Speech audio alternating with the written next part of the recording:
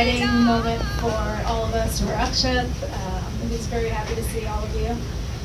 Wanted to welcome you to the first full DC screening of Dhaad. It's a long project in the making. This was filmed in the year 2000, and I'll let our director get into more of the details, but there's a lot of work that went into this, and we're very excited to actually have it shown here. We distributed earlier this year in February in India, and now we're here in the US, and we're going to take it to other countries as well. With us we have Pelva Naik, the director, who will be available after the screening for questions. We'll tell you a little bit more about the movie and his next project, which is very exciting. We also have one of the actresses here, Sameera. And you will see her on screen momentarily, so thank you for coming. And we also have Akshat Chaturvedi, who is an assistant director and is also part of the production, and look out for him on screen as well. Mr. Pelva Naik, the director and co-producer, please give him a big hand.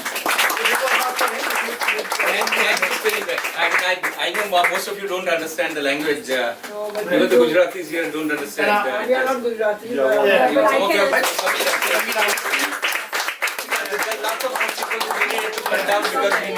She was please come on the stage. Come on the stage and round of applause for her as well. Thanks for staying back. I'm worried about you guys because regional cinema of this kind is not I mean, most people are familiar with Bollywood, which is a certain kind of cinema. I also love some of the Bollywood films.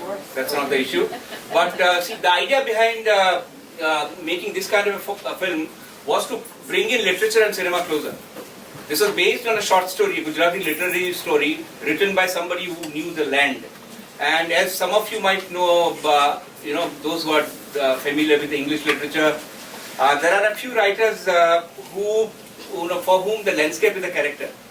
So the original story, the way the writer describes the landscape, he in the entire story, there are so many descriptions of that person, of Ghelo, the protagonist, or the antagonist who is the protagonist, and the landscape.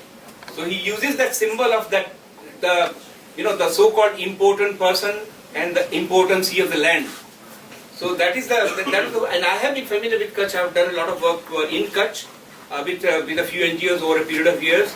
I also made a documentary when there were consecutive droughts in Kachchh in '87. So since then I have been traveling across Kachchh, and lots of the Kachchi women are my friends. We have worked together. So that was the idea. See, we see lots of documentary films. Some of us are also interested in documentary cinema. Here the idea was to bring in the content of documentary cinema and bring in the grammar of fiction and try and put together a different kind of a cinema. We had parallel cinema movement in India, but it sort of died down after say mid-80s. Now that was the idea. I learned my cinema from that movement. So we were just trying to revive that. The reason why I took 17 long years is that's another story. I think as interesting as probably the Ghelo story is. See, we shot this just a few days before there was an earthquake in Kachchh. 3 weeks before that we completed 90% of the shoot. And 10% of the shoot remained, so we had to, there was a certain agency, Gujarat Mineral Development Corporation, who were financing the film. They just stalled the finance because of the drought. Lot of movies being shot in Kachchh. Lot of you may not know the movie Lagan. How many people know about Lagan? Right? Lagan movie, that movie went to Oscars from India. It was a nomination, went to the top 5 movies. It lost against No Man's Land. Then there was a movie Hum Dil De Chuke Sanam, that Salman Khan movie. That is shot right behind where I live. One day I have seen those people shooting there.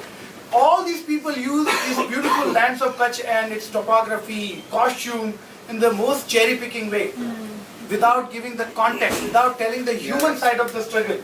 And this was in that backdrop when I ran into Pelva Naik's project, where he made an announcement that what is your value addition to the land where you're shooting? Are you capturing the ethos and pains and sorrows and joys in the honest way as possible? And therefore, Dhaad is actually a community-led movie. All these extra artists you saw in behind, they were all from the surrounding villages and the theatre groups, amateur theatre groups. People like me who had no better things to do in 21-year-old. I joined the whole project as a production assistant and also assisted whatever came to my way. As Sameera was telling that how Paresh Bhai's wife was working as an art director, dance director, everything and anything related to art. A lot of us had to do multiple things because this was a low budget movie. Yeah, and see, the trick was we had to finish the main shoot in 30 days. And you might find it a very, very mild kind of a person. Nandita used to call me Hitler then. So now, whenever something would go wrong on the set, Akshat was to be blamed because he was the youngest crew member. So anything goes wrong on the set, everybody would point at Akshat. Nothing has changed. First of all, with you, I also watched the movie for the first time. So, that was a very big. Yeah, but I'd been waiting for all this while to happen in India. Then I moved here, so the movie came here, and I'm fortunate enough that I've been here and the movie got screened here, and I could see it with you guys because for me this was my first screening today. I've I've just seen the cuts and bits and pieces, and I hardly even remember where my shots were. I just remember that song sequence which is not here and edited and all that. So that's what I remember. The theatre version that we released in Gujarat. Okay. So I just remember that one. I just didn't remember much of it. So it was very beautiful because we all stayed for a month at one place. All the actors.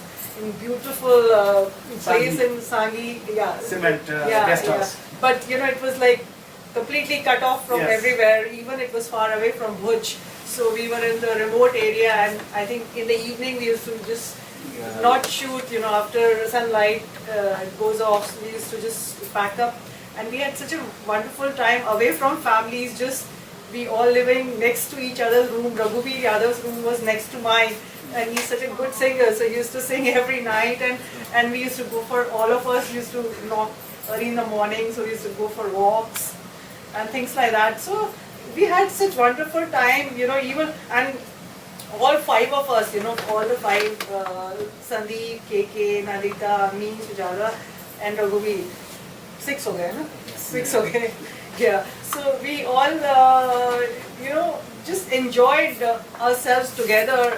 We just forgot about it that, we are just worked as team, and his wife did the Vibha, she did the art direction and the costumes and the jewelry and the dance, which is just you could see. Yeah, she took care of the look of the film. So it's so aesthetically done, they're so beautifully done. In fact, I was telling Paresh that I want that piece of jewelry which I wore in the film. I was looking around the embroidery. Everything was authentic. Yes, that's heat. Slightly different. Bengali. I was brought up in UP, so I'm a khichdi of everything. Oh, right. So I don't need that. This reminded me of Pothe Pachali. Oh yes, they are the gurus. That's what I was talking to you about. Because the way you depicted the film, I was not here. I was in there. That's right. I don't know if that's making any sense. For all the while that. Oh, I'm so glad you could even relate. I felt that I was standing right there. Right, yeah. That's the school we followed, yeah. It was so. I can't find the correct word. I get very emotional. The Ghatak Satyajit school is the school we learned from. I don't know anything about filmmaking or anything, but you're if I like something, I want to say it. That's I get into a lot of hot water by doing that. So just to Sometimes they're Thank you for this interesting film. It was beautiful, beautiful color, beautiful costumes. I just have a question, not being familiar with the culture. Is it a story in the past or is it modern day? It is in the 1950s. 1950s. After the independence of the country. All right, thank you. So there are a couple of references in the longer version. Okay. You can see that I included. Sumit, you had any question? Yeah, actually, I had a question for Sameera. I wanted to get from your perspective, how you saw the portrayal of the relationship between men and women in the movie. As it is shown, the women of Kachchh or whatever in the novel, it's written by Jain Khatri that the barren land of Kachchh is. The women of Kachchh are treated just the barren land of Kachchh. The land is also barren, and in the movie the three women are also treated like that, whereas the guy is important. So it's like that. So it's a kind of you can see, because the Kachchh land does not grow. That's why again and again it comes to what you feed camels and things like that. So it's like blaming other, it's your fault, but you're blaming on somebody. Like, it's not the barren earth's fault, but you blame that it can't grow these things. So it's the same way. The women are actually not responsible, but they are blamed for that. So that's the perspective. And I think that in the movie the women are equally, very strong character of all the three women which are there. Individually they have a character, and otherwise also in the Kachchh, the women, it's a women strong women strong only. Women, yeah, they are very strong women, and they only basically take care of the whole household, outside, everything. They are the stronger emotionally, physically, mentally, from every point of view. This movie really, I've never been to Kachchh, but I have friends from the area, and I think it was very insightful in terms of providing the geographic beauty of the region. I'm curious if you featured this film in Kachchh and what the reception was, and it sounds like this is a well-known book that it's based on, so I would love to hear about that. Across Gujarat it was received very, very well. I didn't hope for that, because the film was coming back after 17 years. People were waiting for the film till 2004, 2005, because the press was writing a lot about it.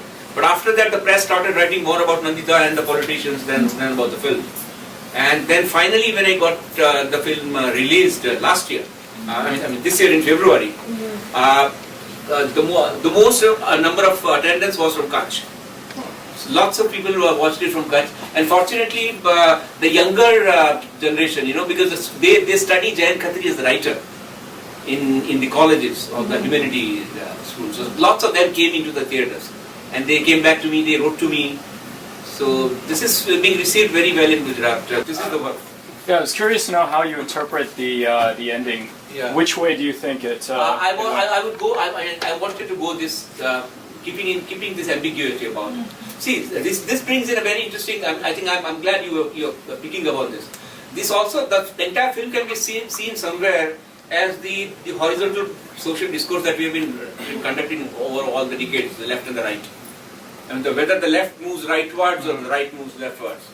That journey has been going on in personal lives, in political, social life, and all that. The film can be seen as a metaphor for that. I think the friendship between the two men, who are from such different mindsets and backgrounds, Right. and yet they come together. And I was wondering, as you guys were talking, what is it? So it is this barrenness of the land. It's the barrenness of this man himself. But I also think that in some way there was a barrenness in both of their souls, and they were both trying to explore their own humanity.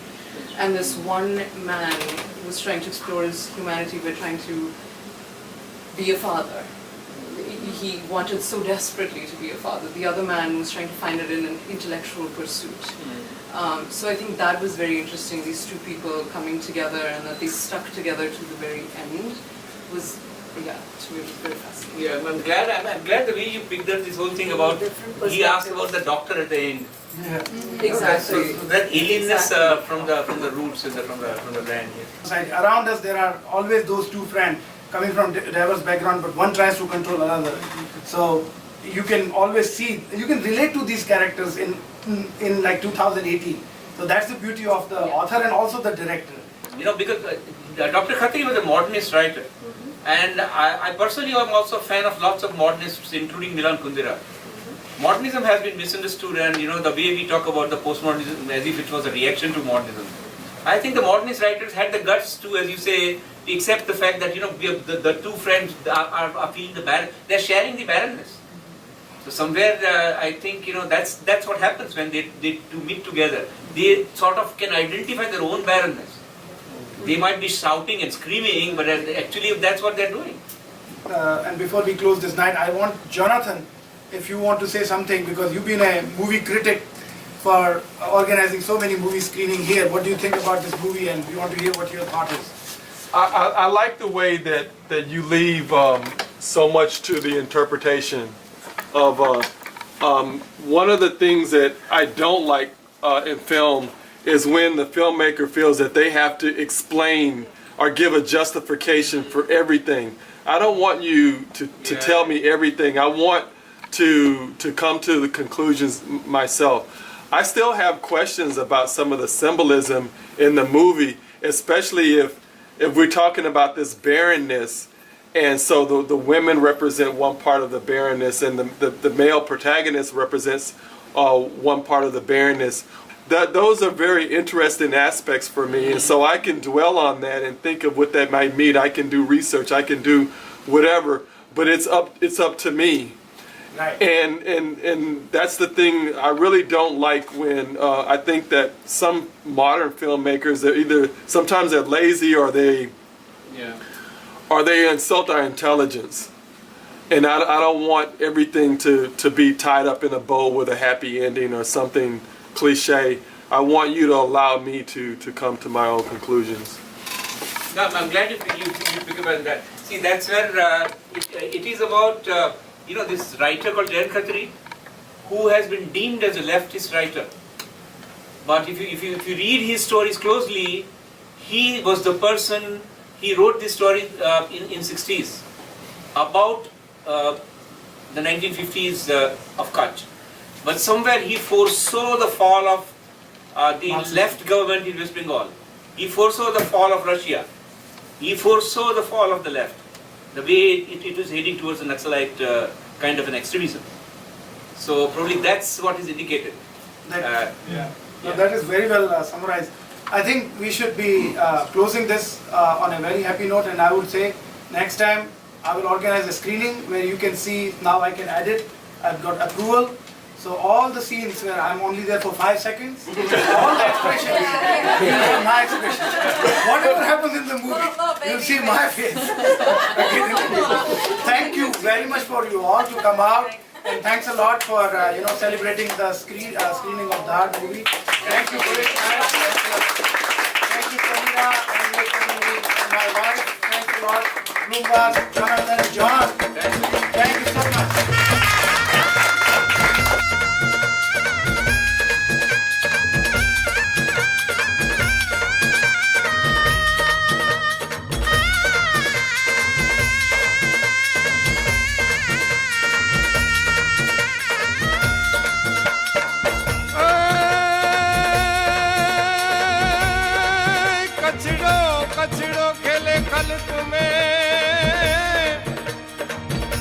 जी मां सागर में मच्छी पण जिते पंहिंजो हिकिड़ो कच्छी वसे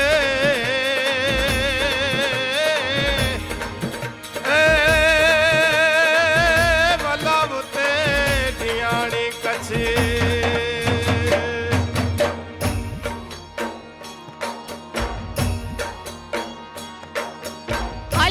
सजण कचड़ो मुके